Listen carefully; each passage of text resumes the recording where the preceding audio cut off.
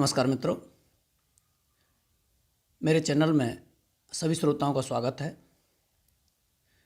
इस अंक में प्रस्तुत कर रहा हूँ एक बहुत ही प्रसिद्ध कहानी और प्रसिद्ध साहित्यकार की, आधुनिक हिंदी के साहित्य की सबसे प्रसिद्ध कहानीकारों में से एक हैं दूधनाथ सिंह जी। नपनी प्रस्तुत है दूधनाथ सिंह जी की द्वारा लिखित कहानी नपनी। कार स्टार्ट होते ही पिताजी ने पुत्र को आदेश दिया कि वह ट्रांजिस्टर बंद कर दे। ये सब रद्द-फद्द सुनने की क्या ज़रूरत है? कोई समाचार है? वे लोग क्या कर रहे हैं और कौन क्या बक रहा है, इससे हमें क्या मतलब? बेफालतू, उन्होंने भुनभुना कर कहा।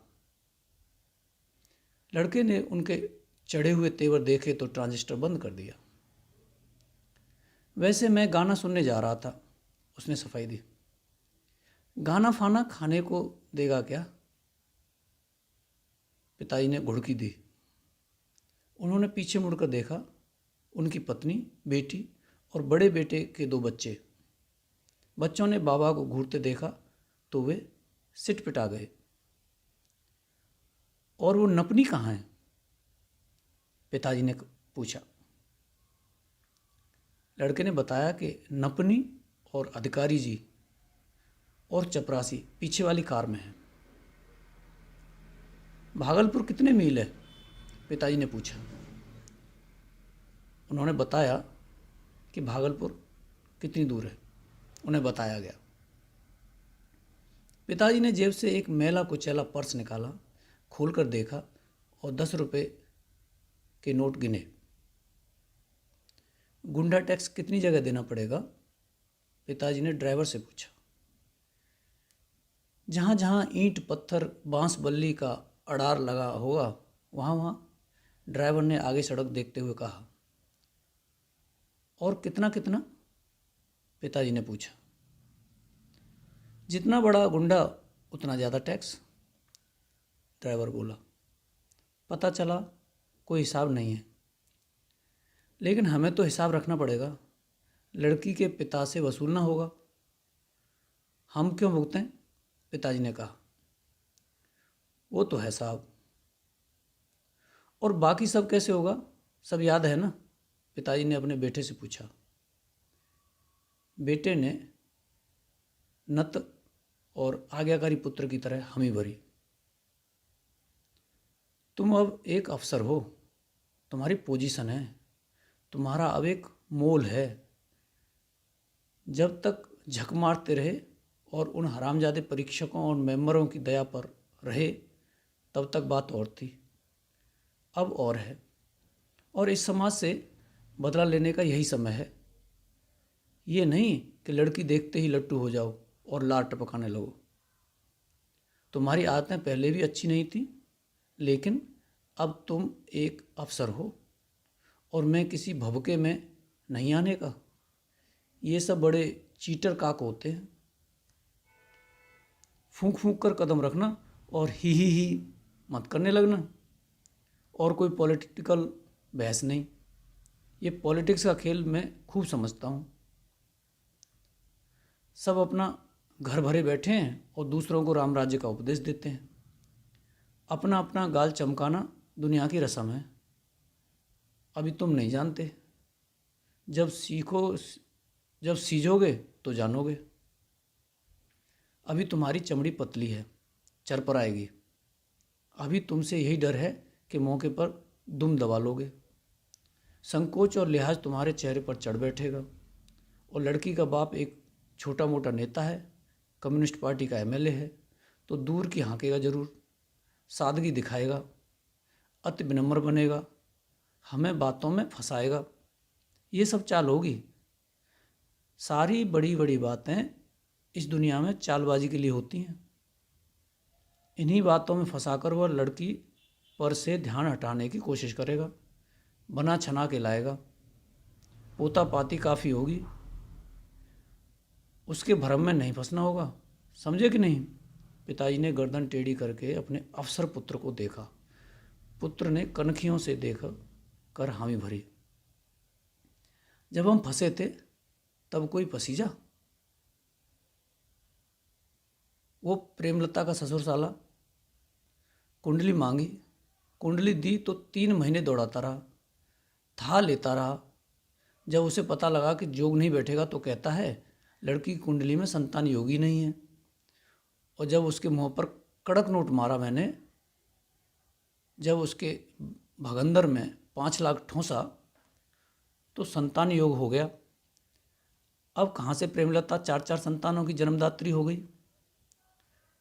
मर मर के कमाया था मैंने, 2-2 रुपए तक पकड़ता था। सारा फंड निकल गया, खून खो गया मैं। तो अब मेरे को भी भगंदर है, मैं भी बदला लूँगा।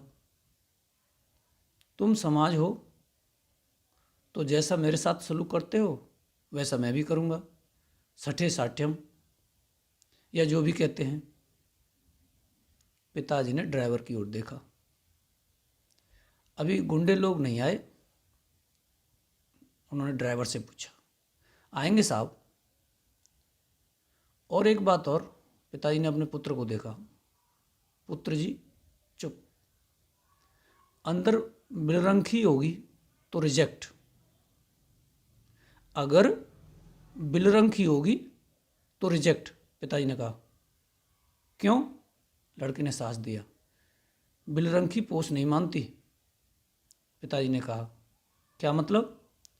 कुछ भी मतलब नहीं, पिताजी चिढ़े। अब चुप भी रहो, पीछे से पत्नी ने कहा।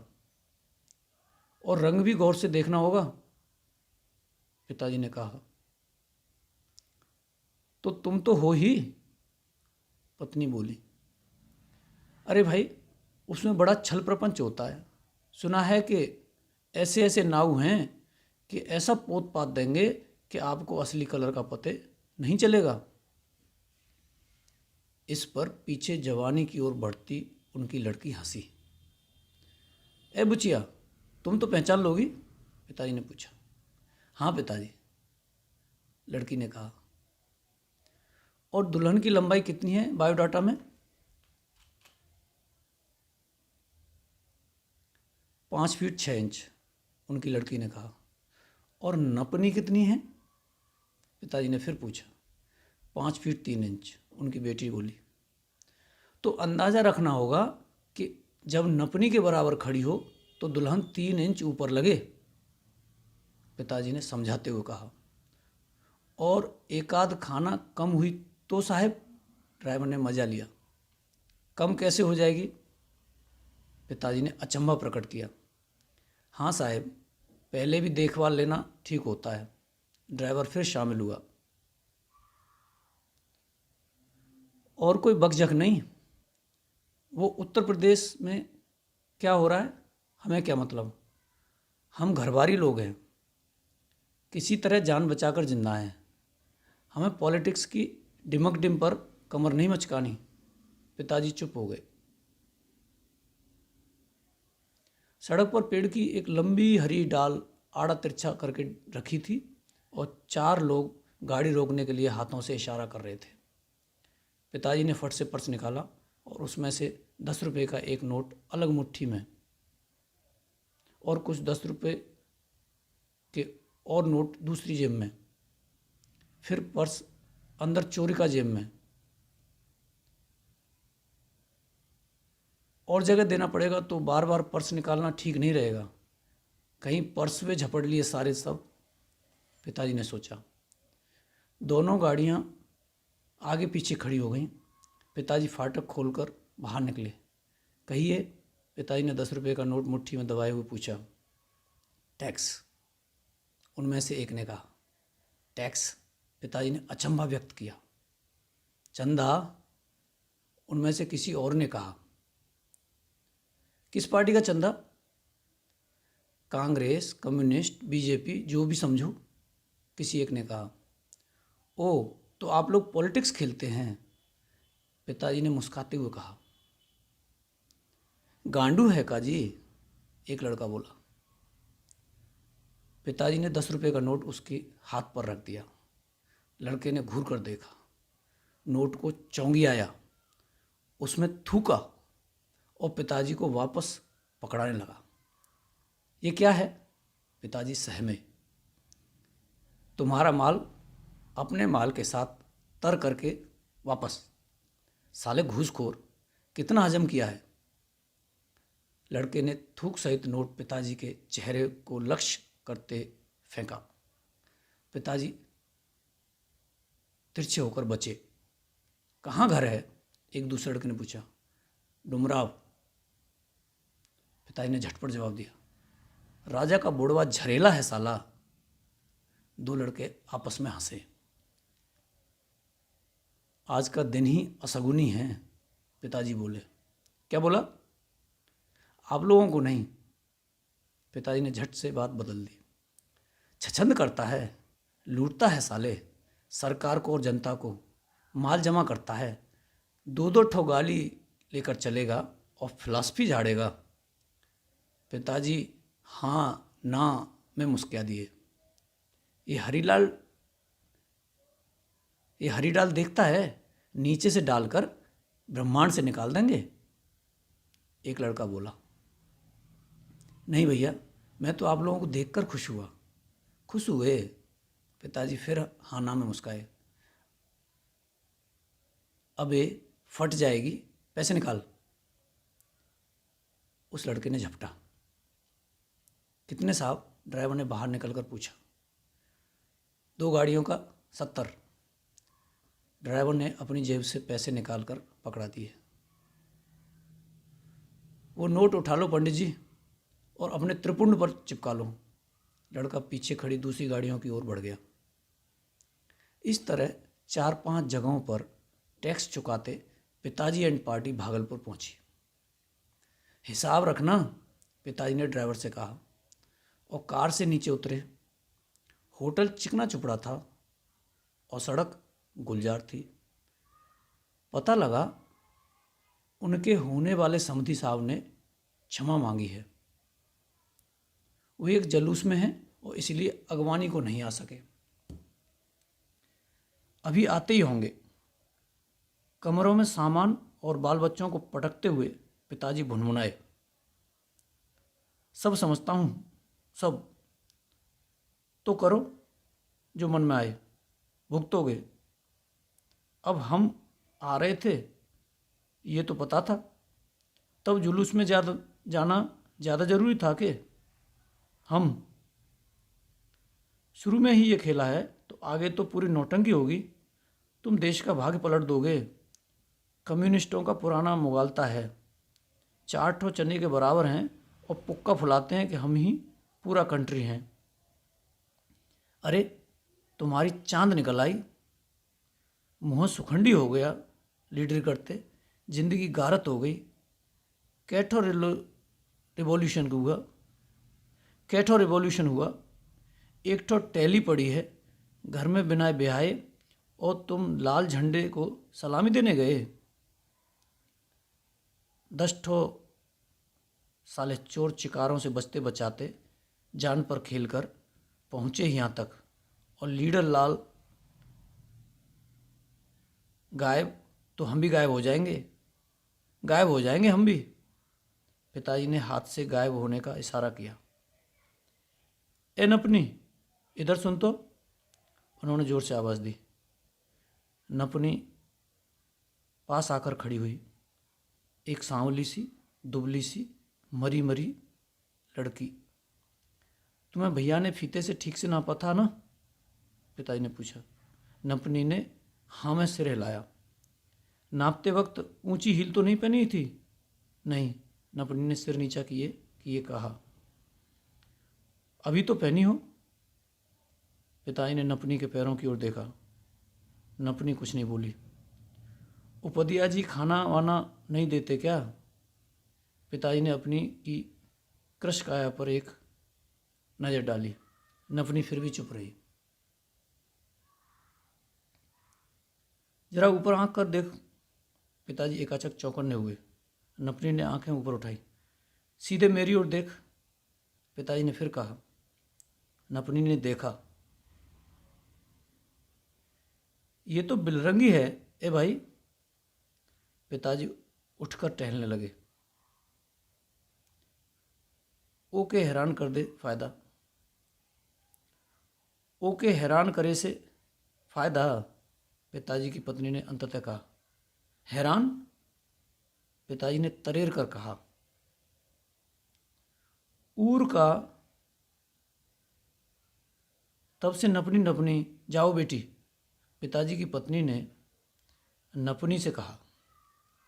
नपनी तेजी से दूसरे कमरे में भाग गई और पिताजी की बेटी के कंधों से लगकर रोने लगी।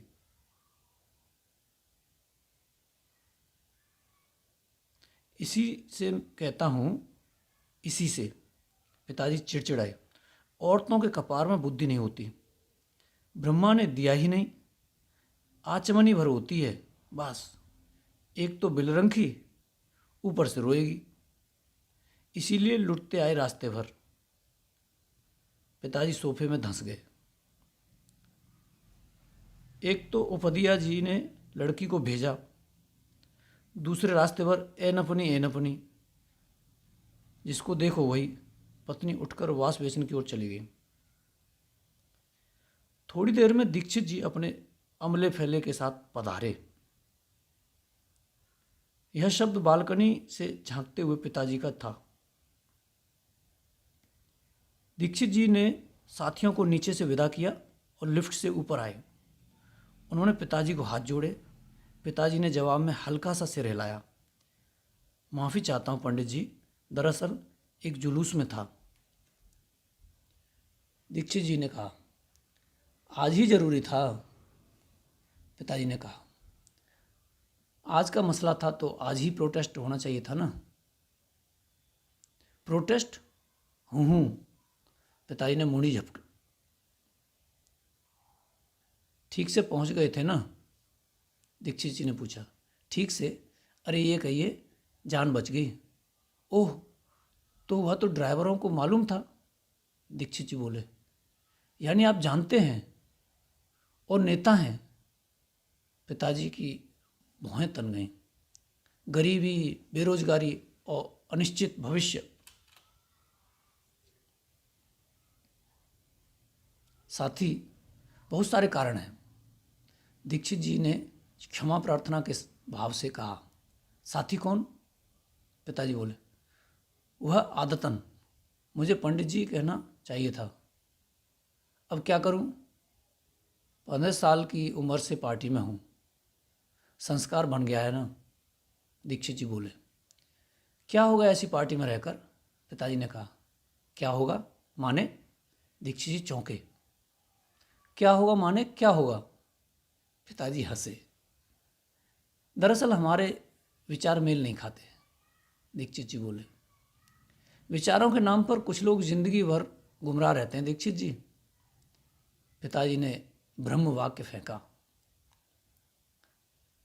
और विचारों के बिना भी, दीक्षित जी बोले। दोनों ही चोर हैं, पिताजी ने कहा। दीक्षित जी हंसे, क्योंकि वे केवल हंस ही सकते थे, लेकिन पिताजी भी हंसे। सुना, आपकी तरफ दूल्हों की चोरी बहुत होती है? एकाएक पिताजी ने पूछा। चोरी? दीक्षित जी बहुत कुछ समझे नहीं। अगर कोई लड़का अफसर हुआ हो तो उसकी जान खतरे में है।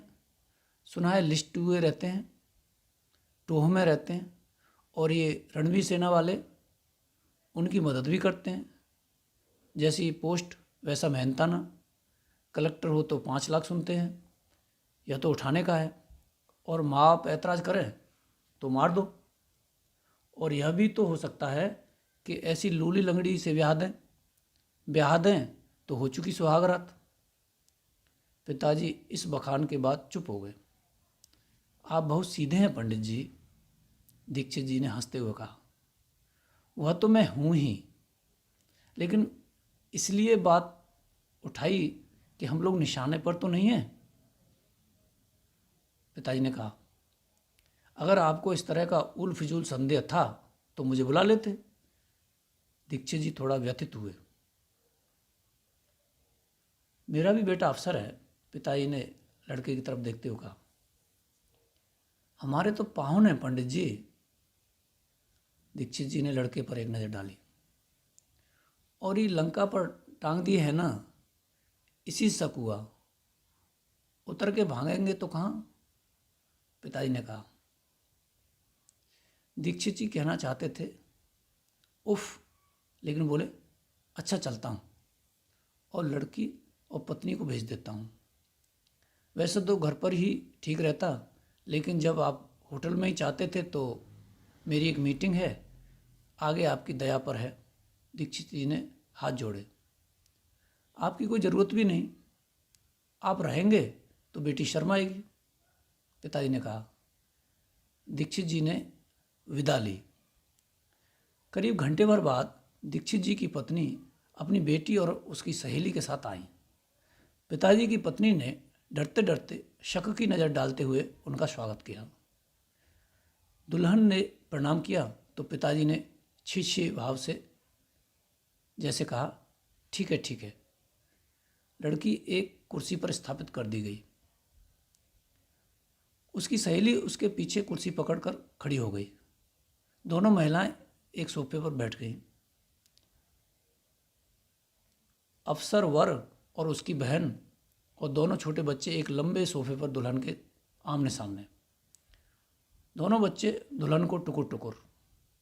पिताजी का ध्यान सबसे पहले दुल्हन के पैरों यानी उसकी सैंडल पर गया। उनका सिर षड्यंत्र को सूंघता हुआ हिला और उन्होंने बारी बारी से अपने पुत्र और पत्नी को देखा और इशारा किया। इस बार कितने में तय हुआ? अधिकारी जी पिताजी के कानों में फुसफुसाए। 6 लाख, एक गाड़ी और ब्याह का सारा खर्चा वर्चा। पिताजी भी उसी तरह अधिकारी जी के कानों में फुसफुसाए। कामरेड है, देगा कहाँ से? अधिकारी जी। कामरेड है तो बखर में जाए, पिताजी। तय करने से पहले सोचते, अधिकारी जी। यह काम उसका था और जो ट्रेड यूनियन का चंदा वसूलता है वह, पिताजी। कम्युनिस्ट लोग ऐसे नहीं हैं, अधिकारी जी। तुम साले गधे हो, पिताजी। खच्चर से ही तो गधे की दोस्ती होगी, अधिकारी जी। पिताजी ने खुश होकर अधिकारी जी का हाथ पकड़ लिया, मुंह फाड़कर हंसने का अवसर नहीं दिया। बेटा दुल्हन का साक्षात्कार ले रहा था और वह लजा रही थी। जब भी वह शर्मा कर चुप होती और सिर नीचा कर लेती तो अफसर जी थोड़ा चटकारे के साथ मेहरा कर बोलते, अरे जरा सीधे ताकिए ना। इस पर लड़की और शर्मा जाती। तब पीछे खड़ी उसकी सहेली उसे कंधों को छू कर बार बार दिलासा देती, लेकिन पिताजी अधिकारी जी के साथ बैठे हुए एक आंख और एक कान से यह भी ताड़ रहे थे कि उनका बेटा कहीं लस तो नहीं रहा है। नपनी कहाँ है? पिताजी ने एकाएक पूछते हुए अपनी पत्नी की ओर देखा। उसका नाम क्या है? पिताजी को पहली बार ध्यान आया कि उसका कोई और नाम भी होगा। पारमिता, पिताजी की पत्नी ने कहा। उपदिया ससुर, पिताजी ने ठसका लगाया। घर में भूजी भांग नहीं और नाम रखा है पारमिता। है कहाँ? पिताजी ने अपनी पत्नी की ओर देखा। उस कमरे में। पारमिता सिर नीचा किए कमरे में आई, जैसे उसी को दिखाया जा रहा था। पारमिता सिर नीचा किए कमरे में आई, जैसे उसी को दिखाया जा रहा हो। दुल्हन की माँ पिताजी को लगभग घूर कर देख रही थी। किस तरह नपनी का नाम जानने के बाद उन्होंने उसके बाप के लिए अपमानजनक शब्दों का व्यवहार किया। पिताजी ने अपनी होने वाली समधिन की टेढ़ी आंख भांप ली। ऐसे जानिए, पिताजी समधिन की ओर मुखातिब हुए, ऐसे जानिए कि नपनी बोलने की हमें इससे आदत पड़ी। इसके पिताजी जो है ना, तो एक सेर उसीना चावल का भात सुबह सुबह खाते हैं। तो जब यह लड़की छोटी थी तभी से दहीली में से अंजुरी अंजुरी चाउर निकालती थी। इसकी अम्मा को इसकी अंजुरी से ही अंदाज़ा हो गया था, 8 अंजुरी। तो उपदिया जी कहते थे, ये मेरी नपनी है, मेरे भोजन का चाउर नापती है, और कोई नापता है तो घट बढ़ जाता है। तो हमको भी इसीलिए नपनी नपनी बुलाने की आदत पड़ गई। पिताजी ने अपने उजले दांत दिखा दिए। नपनी ने क्रोध से आग बबूला होते हुए पिताजी की ओर देखा। उनकी पत्नी भी कथन की शैली और पिताजी की कल्पना शक्ति यानी झूठ बोलने की अनायास क्षमता पर हैरान रह गईं। अधिकारी जी को लगा कि उनका दोस्त तो किसी को भी पदा सकता है। बंद करो बेटे, आवाज़ सुन तो ली, और क्या इंटरव्यू लेना है, और हटो वहाँ से, पिताजी ने कहा। अफसर बेटा उठा और दूसरी ओर जाकर एक सोफे पर बैठ गया। बेटी, अपनी सैंडल उतार दो, पिताजी ने दुल्हन से कहा। लड़की ने कुछ यूँ देखा जैसे समझी न हो। सैंडल, अफसर बेटे या पति होने को आतुर नौजवान ने लड़की से उतारने का इशारा किया। लड़की का सांवरा चेहरा तांबई हो गया। वह लगभग कांपती हुई सैंडल उतारने लगी। और तुम कुर्सी के पीछे से हटो तो, पिताजी ने दुल्हन की सहेली को सख्त लहजे में इशारा किया। क्यों? अधिकारी जी ने पिताजी के कानों में फुसफुस किया। देख नहीं रहे हो, बैकग्राउंड में एक करिया भुजंग को खड़ा कर दिया है, जिससे नेताजी की लड़की कुछ कम काली लगे। षड्यंत्र समझता हूँ मैं, पिताजी ने फुसफुस किया। दुल्हन की सहेली पीछे से हटकर दीक्षित जी की पत्नी के बगल में बैठ गई। खड़ी हो जा बिटिया, पिताजी ने दुल्हन से कहा। लड़की खड़ी हो गई। नपनी, बगल में आ जाओ तो, पिताजी बोले। नपनी जाकर दुल्हन के बगल में खड़ी हो गई, बराबर से।